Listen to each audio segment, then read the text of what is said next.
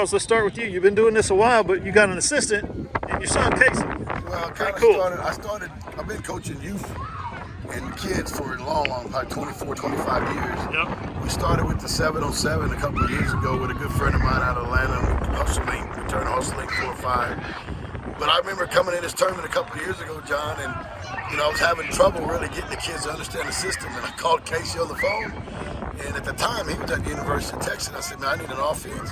And so he started installing our offense. We started running a lot of the Texas stuff and the concept, and that's kind of what we're doing now. And so now that he's here and being part of the University of Oklahoma football team, he's able to be here and help me coach. So this is kind of what we've kind of gone to this day. Yeah, two OU quarterbacks now coaching this team. Different style of quarterback. I guess so, huh? What are these kids, what can you tell me about the feedback that the kids give you? Do they listen because you're Charles and they listen because you're Casey? Or is it just, you guys are just regular coaches? I would say it's more so about the fact that they know that we know what we're talking about. Yeah. They know that the system and the plays, the techniques that we're teaching, the reads that we're installing, and the work ethic and commitment we're putting in there. They know it's coming from a place of expertise. It's not coming from us. This is stuff that we're just passing down. He's learned this from Barry Switzer and teams that he's played on, and I've learned a lot of this stuff from a lot of good coaches that I've had over the years.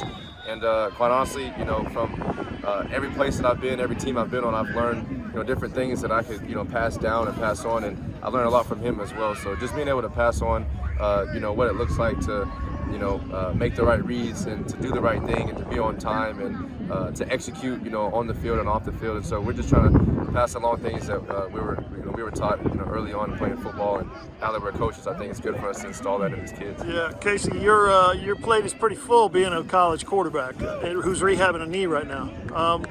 What does this mean to you to be out here to be passing that thing along, football knowledge and leadership and role model and all that to these kids? It's just all about time management and making it a priority. We all have 24 hours in a day, 7 days in a week, and so it's a matter about how you spend your time and what you do with it.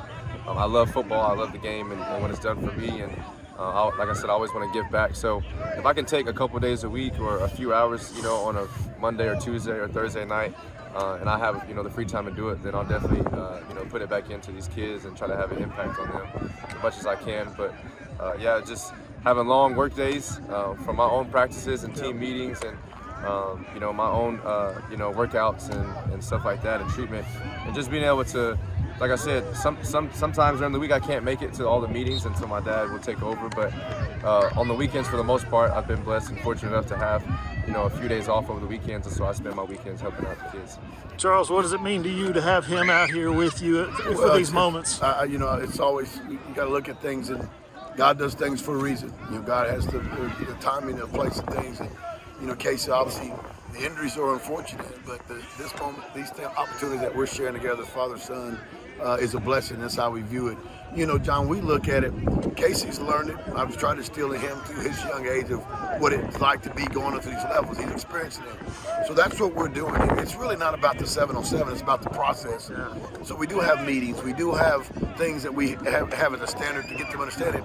And we have expectations in terms of how to execute. We do a good job of instilling our offense. And so when they get here, there's already a film and zooms and practices and things that we know.